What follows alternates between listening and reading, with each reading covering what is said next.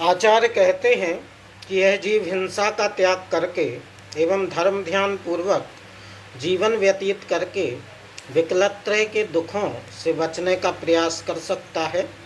अब यह जीव सकलत्रय त्रिस्पर्याय में अर्थात त्रियंच गति में जाकर क्या दुख भोग रहा है।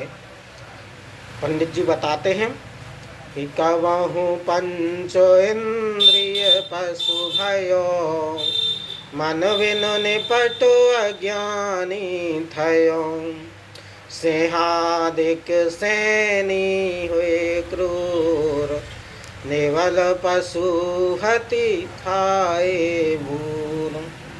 यहाँ कबहू अर्थात जब कभी, पंचेंद्रिय यानी 5 इंद्रियों सहित पशु अर्थात त्रियंच गति में भयो हुआ, मन विन अर्थात मन के बिना, निपट अर्थात अत्यंत, अज्ञानी अर्थात मूर्ख, थयो रहा, सैनी अर्थात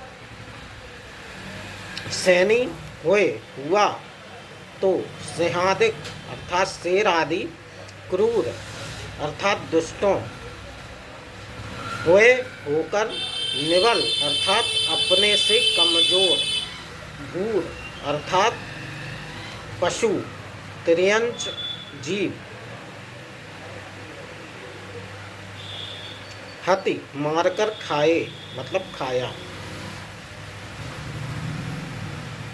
अर्थ स्पष्ट हो चुका है कि कभी यह जीव पंचेंद्रिय त्रियंच भी हुआ तो मन के बिना अत्यंत अज्ञानी रहा, अर्थात अपने हित अहित का विचार करने वाला